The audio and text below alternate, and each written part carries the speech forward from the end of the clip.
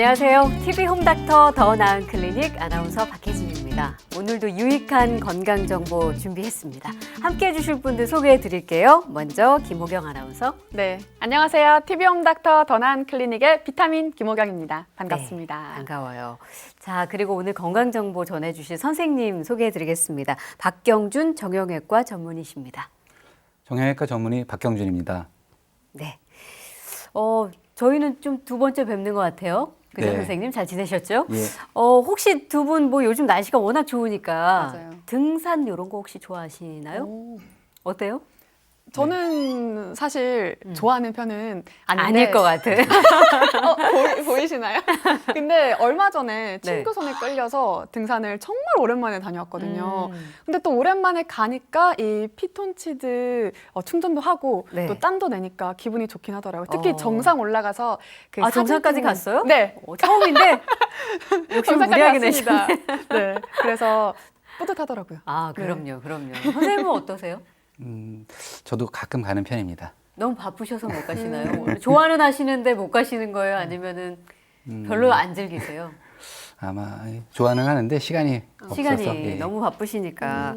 아니, 정말 이제 요즘 같은 날씨는 등산이 굉장히 어울리는 계절이다 보니까 등산 가시는 분들이 꽤 많이 계십니다. 그런데 등산하시다가 자주 걸리게 되는 질환이 하나 있는데 발목 염좌라고 하거든요. 그래서 산에 가실 때는 올라가실 때는 이렇게 보폭을 조금 좁게 하면서 가는 게 좋다고 하고요. 또 내려오실 때는 아주 부드럽게 지면을 디디면서 발목을 보호하면서 내려오시는 게 좋다고 하니까 등산하실 때 꼭 기억하셨으면 좋겠습니다. 자, TV 홈닥터 더 나은 클리닉 오늘 주제 확인해 보겠습니다.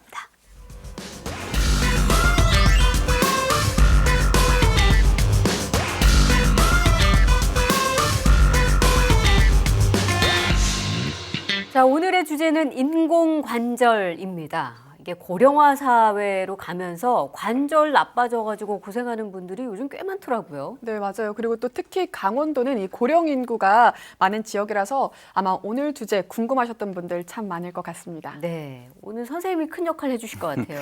네, 그렇습니다. 연간 약 10만 건 이상 인공관절 수술이 시행되고 있으니까 굉장히 많죠. 그리고 예. 최근에 인공관절에 대한 관심도 크게 커지고 있고요. 연간 10만 건 이상 인공관절 수술을 하고 있다고 합니다.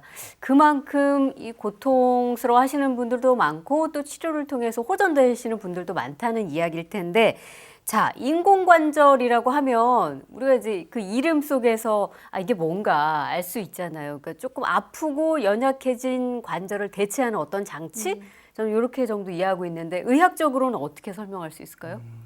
보통은 관절염이 발생한 관절을 그 손상된 연골과 뼈 일부를 제거하고 그것을 대체할 수 있는 기구를 넣는 수술법입니다. 네.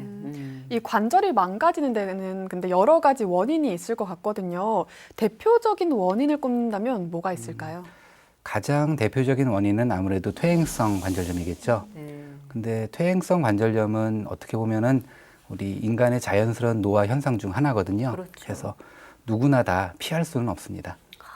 퇴행성 관절염이 누가 발생하죠. 조금 더 일찍 오느냐 늦게 오느냐 정도의 차이지 네. 노화에 따라서 자연스럽게 올 수 있는 현상이다라고 설명해 주셨는데, 그러면 퇴행성 관절염이 생길 수 있는 우리 몸에 뭐 각각 부위가 있잖아요.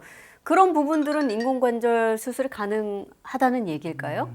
소위 말하는 이제 대관절이라고 해서 팔꿈치, 어깨, 무릎, 고관절, 발목 다 인공관절이 가능하고요. 너무 작은 관절, 예를 들면 손가락 관절 이런 데는 아직까지는 시험적으로 하는 정도입니다. 네, 이렇게 말씀해 주신 대로 다양한 부위에 인공관절 수술이 가능한데 그럼 그중에서 가장 많은 분들이 하는 부위는 어디일까요? 아무래도 무릎 관절이 제일 많고요. 그리고는 이제 고관절, 네. 그다음에 견관절, 발목 관절 순으로 생각하시면 되겠습니다. 네. 뭐 아무래도 가장 많이 쓰는 부위가 가장 닳고 가장 아프게 되니 또 인공관절 수술을 많이 하는 것이 아닌가 생각이 드는데, 근데 사실 수술이라는 건요, 네. 어느 부위라도 제일 마지막으로 미루고 싶잖아요. 그러면 근데 이제 이 무릎이나 고관절, 발목 이런 데는 아프면 어떻게 움직이기가 어려우니까 하긴 해야 되는데 인공관절 수술도 좀 최대한 미뤘다고 싶은데 그게 나은가요? 어떻게 보통 상담을 해주시나요? 반은 맞고 반은 틀린 말인데요.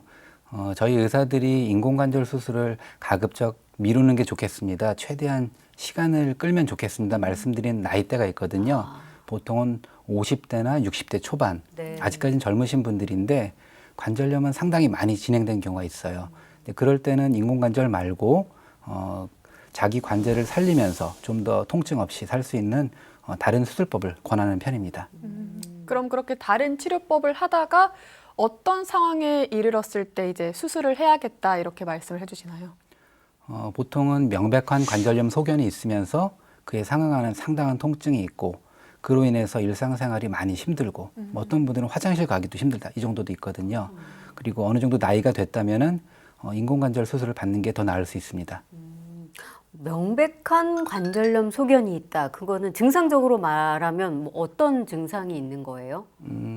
증상은 통증이고요. 이제 제가 말씀드린 명백한 관절염이란 엑스레이나 어떤 영상 검사에서 저희가 단계를 나누거든요. 네네. 그래서 1단계에서 4단계까지 나누는데 이제 4단계를 말하는 거죠, 보통은. 그 정도 되고 화장실도 가기 어려울 정도로 보행이 좀 힘들다. 그런 경우를 말씀하신다는 거죠. 꼭 그런 건 아닌데 그 정도로 통증이 정도? 심하다면 예. 자, 그러면 이 인공관절 수술을 뭐 어렵게 어쨌든 힘들어서 하기로 결정을 했습니다. 그러면 사실 좀 영구적으로 사용하고 싶은 마음들이 있잖아요. 왜냐하면 수술한다는 게 다시 겁이 나고 네. 또 그러니까 기간은 어느 정도로 볼 수 있을까요? 보통은 15년에서 20년 정도 쓸 수 있고요. 하지만 최근에 기술이 발전하면서 조금씩 그 인공관절의 수명이 늘어나고 있습니다. 네. 그럼 또 요즘은 100세 시대잖아요. 이제 네. 100살까지 사셔야 하는 15년에서 20년이라고 말씀을 해주신 거 보면 최대한 늦게 하면 좋을 것 같은데 그럼 100세 시대니까 한 80세쯤 인공관절 수술하면 어떨까 생각이 드는데 어떠신가요? 그렇게 생각하실 수 있죠. 네. 근데 이제 생각보다 통증이 심해요. 많이 진행된 분들은. 그리고 나이가 드셔서 그때 돼서 아프다. 그러면 네. 그때 딱 하면 제일 좋은데 아픈 거를 계속 참고 그 나이 될 때까지 시간을 보내는 게 과연 그 환자분한테 그렇죠. 인생에 있어서 좋은 것인가? 삶의 질이 너무 확 떨어지잖아요. 예, 예. 그죠? 요즘에 욜로라고도 하잖아요. 예. 네. 근데 이제 무조건 참았다가 80대 하자. 그거는 꼭 맞는 말은 아닌 것 같고요. 하지만 통증이 별로 없으면서 관절염은 심한데 그럭저럭 잘 지내시는 분들이 그렇기도 있거든요. 합니까? 네. 관절염이 심한데 통증이 그만큼 아닌 경우도 있어요? 통증이라는 거는 어떻게 보면 주관적인 지표라서요. 어떤 분들은 관절염이 완전히 4단계까지 진행을 했고 다리도 오다리로 완전히 휘었고 한데도 네. 약만 드시면 생활에는 전혀 지장이 없다. 그래요? 그러면 뭐 80세든 85세든 계속 수술 안 하고 그냥 약물 치료만 하기도 합니다. 네. 이렇게 뭐 다른 약물 치료나 주사 치료 이런 거를 했을 때도 효과가 없다 했을 때 이제 최종적으로 결정하게 되는 게 인공관절 수술인데 자, 그럼 수술이 어떻게 이제 진행이 될까요? 인공관절 수술은 크게 두 가지로 나눌 수 있는데요. 하나는 연골이 상한 일부만 치환해주는 반치환술, 그리고 그 관절을 전체를 다 치환해주는 전치환술이 있거든요. 네. 아무래도 반치환술이 조금 더 그 환자의 원래의 연골을 남길 수도 있고 인대도 좀 살리고 일부 연골판도 살릴 수 있거든요. 그래서 수술만 잘 된다면 결과는 더 좋을 수도 있습니다. 이 수술이 사실 최후의 방법이잖아요. 예. 그러면 이 전치환술보다는 부분치환술, 반치환술이 더 좋은 거 맞죠? 이론적으로는 그런데요. 우리가 관절염에서 흔히 머리에 떠오르는 우리 할머니들을 생각해 보시면 다리가 이렇게 O자형으로 휘어 있는 경우가 많거든요. 근데 반치환술은 그런 다리 정렬을 교정하는데 한계가 있습니다. 약간만 교정할 수 있거든요. 그렇기 때문에 실제적으로 그 반치환술의 우리 적응증이라고 하죠. 네. 이 수술을 해도 결과가 좋을 것 같다. 이런 환자군이 적어요. 오다리가 전혀 없으면서 안쪽만 관절염이 심하게 왔다. 이런 분들이 많지 않기 때문에 실제적으로는 전치환술이 거의 대부분입니다. 그래요. 그러면 이제 수술까지 가려면 이제 어떤 진료 과정들을 거치게 되잖아요. 그거 좀 궁금한데 어떤 거 보통 검사를 하시나요? 보통은 이제 처음 오시면 엑스레이를 먼저 찍어보죠. 그래서 관절염이 어느 정도인지 확인을 하고 필요하다면 뭐 정밀 검사를 하기도 하고요. 그리고 기존에 이제 치료하셨던 어떤 기왕증을 물어보는데 네. 한 번도 약도 안 드셔보셨다 하면 일단 기본적인 약물 치료, 그다음에 연골 주사 이런 걸 좀 해봅니다. 그래서 3개월 정도 최소한의 어떤 보존적인 치료를 했는데도 불구하고 많이 불편하시다면 인공관절 수술을 이제 고민을 하게 되고요. 네. 하기로 결정이 되면 몸 상태를 좀 확인을 해야 되겠죠. 아무래도 고령의 환자분들이 많다 보니까 뭐 혈액 검사랄지 심전도, 흉부 엑스레이 이런 거 찍어서 상태가 괜찮은지 보고 당뇨, 고혈압, 심장병 이런 유무도 좀 확인을 해야죠. 아까 그 약물 치료라고 하셨는데 약물이라는 거는 그 자신의 연골이나 그 관절을 강화시키는 약물인 건가요? 일부는 이제 소염 진통제라고 해서 소염 진통제. 염증을 가라앉히고 통증도 완화하는 효과가 있고 요즘에는 일부 약은 연골을 재생까지는 못 시키지만 네. 연골이 어떤 퇴화되는 거를 좀 속도를 늦춰주는 그런 약물도 있고요. 아직까지는 시험적이긴 하지만 줄기세포 치료도 있긴 있습니다. 네. 연골은 재생이 안 되는 건가 봐요. 음, 원래가 그냥 시간이 갈수록 어쨌든 퇴화되는 그런 부위라고 봐야 되는 건가요? 제가 정형외과 전문의하고 좀 됐는데 예. 관절염에 대해서는 아직까지는 지금 의학 기술이 다 발전한 게 아닙니다. 네. 계속해서 바뀌고 있고요. 네, 네. 말씀하신 내용이 일부는 맞고 또 일부는 틀리는데 아, 요즘에는 그래요? 관절 연골을 살리려고는 하고 있거든요. 네. 오늘 주제와는 좀 다르지만 예전에 하던 어떤 미세 골절술이라는 어떤 시술에다가 그 자기 줄기세포랄지 아니면 어떤 상용화된 줄기세포를 이용해서 관절 연골을 살리려는 시도는 계속 하고 있습니다. 네, 네. 그러면 이제 수술을 할 때는 저희가 흔히 틀니나 임플란트 같은 경우는 저희 구강에 맞춰서 제작을 하는 경우가 많은데 이 인공 관절도 사람마다 모양이 다 다를 것 같은데 제작을 하나요? 혹은 이미 나와 있는 이렇게 다양한 사이즈 같은 거를 가지고 종류 가지고 수술을 이제 진행하시나요? 인공관절 그 사이즈가 종류별로 좀 있습니다. 한 1mm 간격, 2mm 간격 차이로 해가지고 그래서 그 환자한테 가장 맞는 사이즈, 뭐 양복 기성복처럼 생각하시면 되겠습니다. 그렇게 하는 게 거의 대부분이고요. 네. 시험적으로 자기 관절 그 커스텀 메이드로 해서 하는 경우가 있긴 있습니다. 그런 경우는 어떤 경우에 커스텀으로 이제 미리 제작을 컴퓨터 그래픽으로 네. 해서 특수 제작을 하는 거죠. 흔하게 하는 건 아니고요. 일부 좀 시험적으로 하고 있는 상태입니다, 지금. 네. 우리가 이제 수술 결정하기 전에 선생님한테 여러 가지 질문을 하잖아요. 네. 이게 다 하고 나면 얼마 만에 회복이 되나요? 뭐부터 시작해서 그리고 제일 겁나는 건 수술 시간이 길면 이거 진짜 어려운 수술이다라고 인지를 하게 되고 좀 짧다라고 설명해 주시면 그래도 이거는 뭐 그렇게 어려운 건 아닌가 보다 하는데 인공관절 수술은 보통은 어느 정도나 걸리나요? 수술 시간이? 이거는 뭐 병원 시스템에 따라서 아니면 그 의사의 어떤 그 스타일에 따라서 좀 달라질 수 있는데 그냥 네. 통상적으로는 1시간에서 1시간 안팎으로 보시면 될 것 같습니다. 그러니까 모든 관절 수술이 다 그런가요? 아니, 주로 무릎 관절에서 관절일 예. 생각보다 그러네요. 짧은데요? 예. 네, 제가 생각했던 거 왜냐면 인공이라서 저는 좀 더 오래 걸릴 줄 알았는데 생각보다 짧게 걸리는 것 같은데 이 또 인공 관절 수술을 걱정하시는 분들 중에 또 다른 걱정이 이제 또 금액적인 부분이거든요. 예. 무시를 할 수 없는데 너무 비싸지 않을까 이런 생각을 많이 하고 또 걱정을 하시는데 이 인공 관절 수술도 보험 적용이 되나요? 보험 기준이 이제 65세 이상에서 4단계의 관절염이 있으면서 심한 통증이 있고 3개월 이상 보존적 치료에 효과가 없다. 그러면 의료보험 적용이 되거든요. 그 조건을 다 충족해야 보험 적용이 되는 건가요? 아니면 그 중에 하나만 충족해도 되는 건가요? 일반적으로 65세 이상의 이제 관절염 심하면 어느 정도는 거의 다 되고요. 네. 의료보험 적용은 거의 된다 보시면 됩니다. 그리고 65세 미만이라 하더라도 그 각각 환자별로 케이스별로 해서 의료보험을 신청할 수 있습니다. 네. 요즘 보면 로봇 인공관절 수술 광고가 꽤 많이 보이던데 선생님 이건 뭐 어떤 수술인가요? 이제 로봇 수술이 인공관절 영역에도 이제 도입이 돼서 많이 하고 있는데요. 네.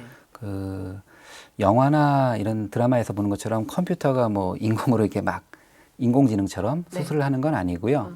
수술 전에 환자분의 CT를 찍어서 CT를 이용해서 컴퓨터상에서 3차원적으로 그 환자분의 뼈 모양을 구현해냅니다. 그리고 이제 시뮬레이션 하듯이 이 환자분한테 가장 적절한 그 뼈 절제량, 절제 각도 이런 거를 계산을 해서 미리 저희가 그 데이터를 추출을 하고요. 네. 그리고 그것을 수술할 때 로봇 암이라고 있거든요. 이제 뼈를 절삭하는 뭐 커팅이라고 해도 되는데 뼈를 이제 제거하는 그 기구에다 입력을 하면 그 기구가 이제 그 데이터대로 정확하게 이제 절제를 하는 거죠. 그래서 정확도 면에서 상당히 우수합니다.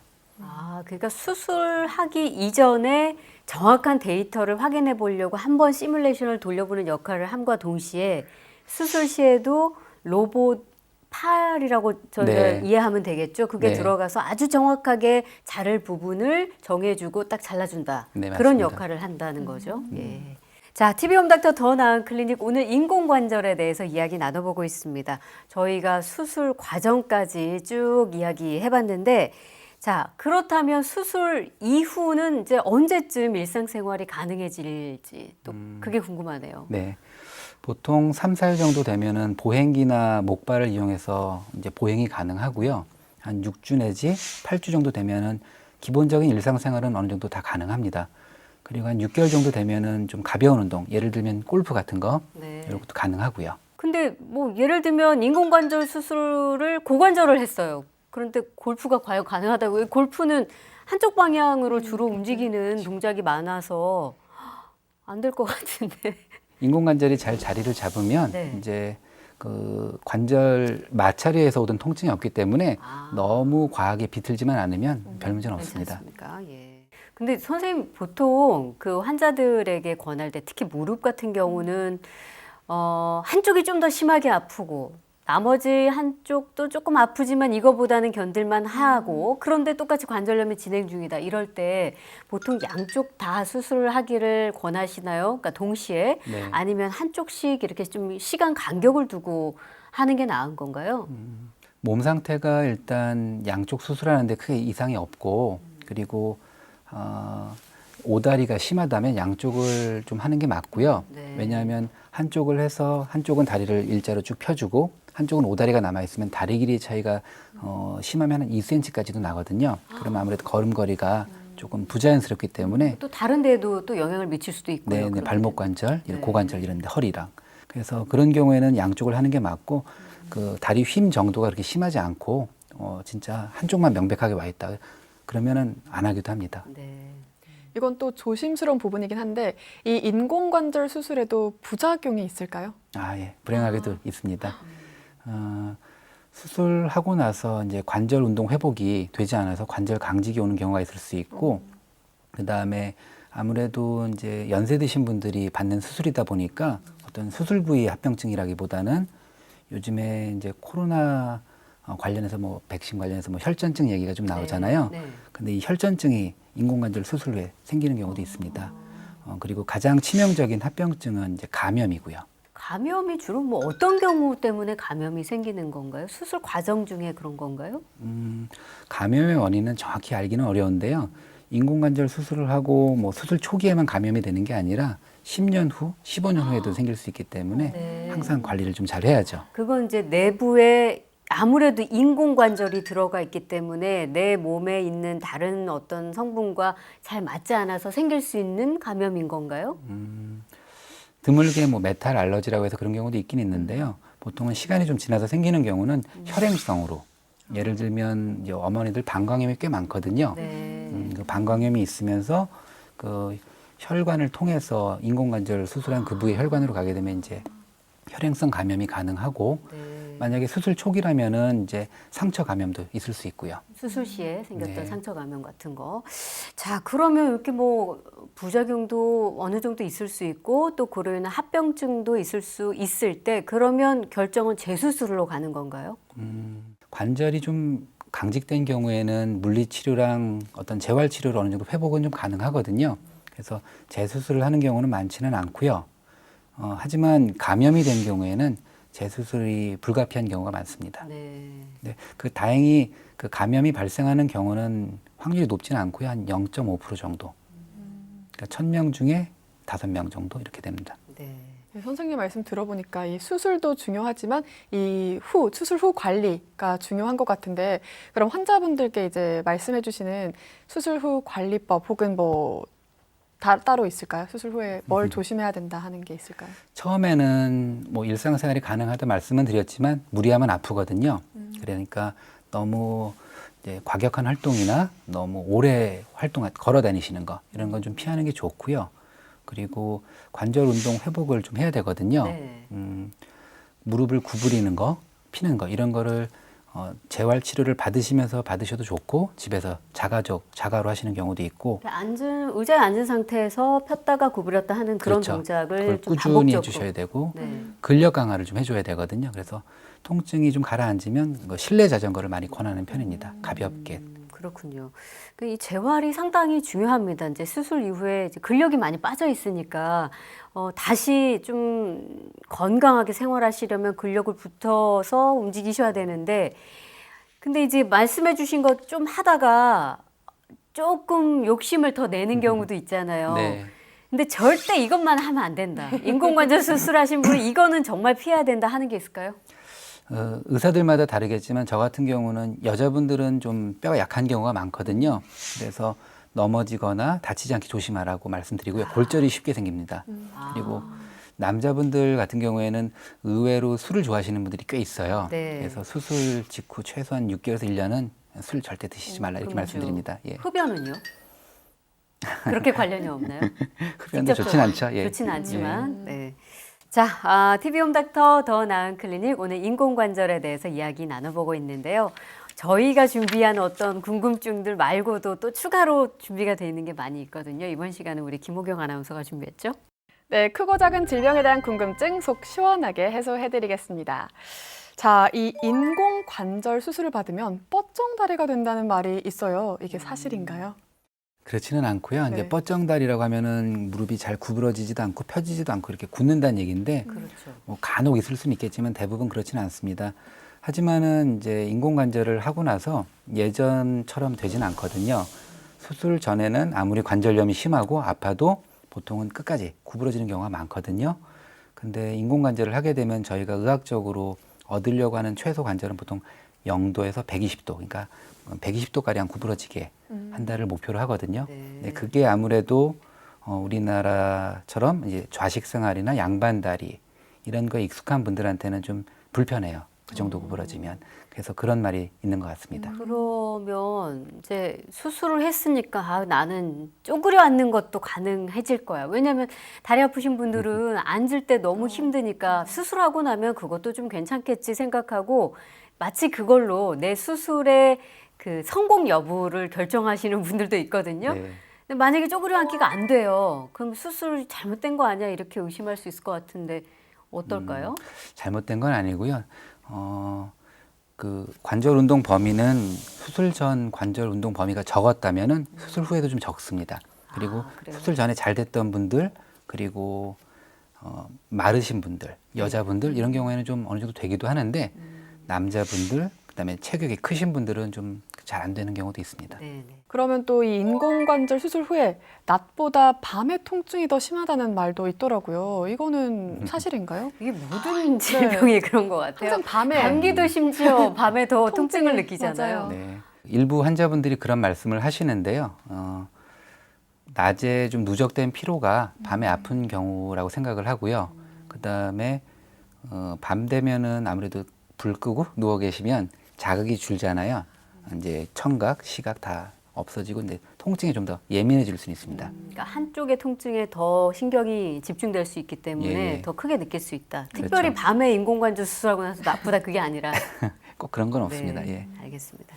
네, 오늘도 유익한 시간으로 준비해 주신 김호경 아나운서 고맙습니다. 네, 다음 시간도 많은 기대 부탁드릴게요. 네.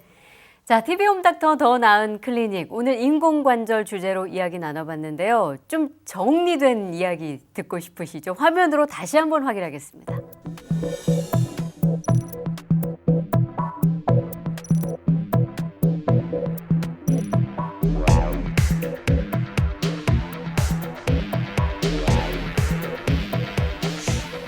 TV 홈닥터 더 나은 클리닉. 오늘도 유용한 인공관절에 대한 정보 알아봤는데요. 마지막으로 우리 선생님께서 혹시 뭐 여기저기 관절, 특히 무릎 관절 때문에 고생하시는 분들께 한 말씀 부탁드리겠습니다. 네.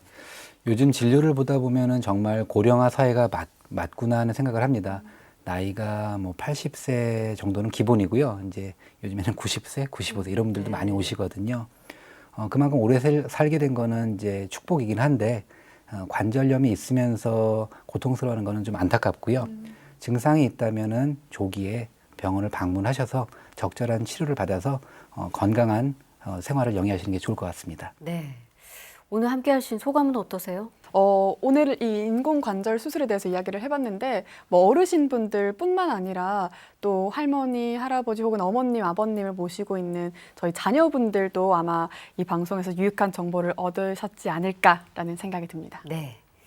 정말 이 고령 사회에 접어들면서 무릎 관절염은 삶의 질을 굉장히 떨어뜨리는 대표적인 질환이잖아요. 그래서 조금이라도 건강하실 때 특히 체중 관리 좀 신경 쓰시고 쪼그려 앉는 좌식 생활 피하시고 근력 운동에 조금씩 좀 관심을 가지시고 운동을 하신다면 도움이 되지 않을까 싶습니다. 자, TV홈 닥터 더 나은 클리닉 오늘은 여기까지고요. 다음 주에도 유익한 건강 정보와 함께 돌아오겠습니다. 고맙습니다.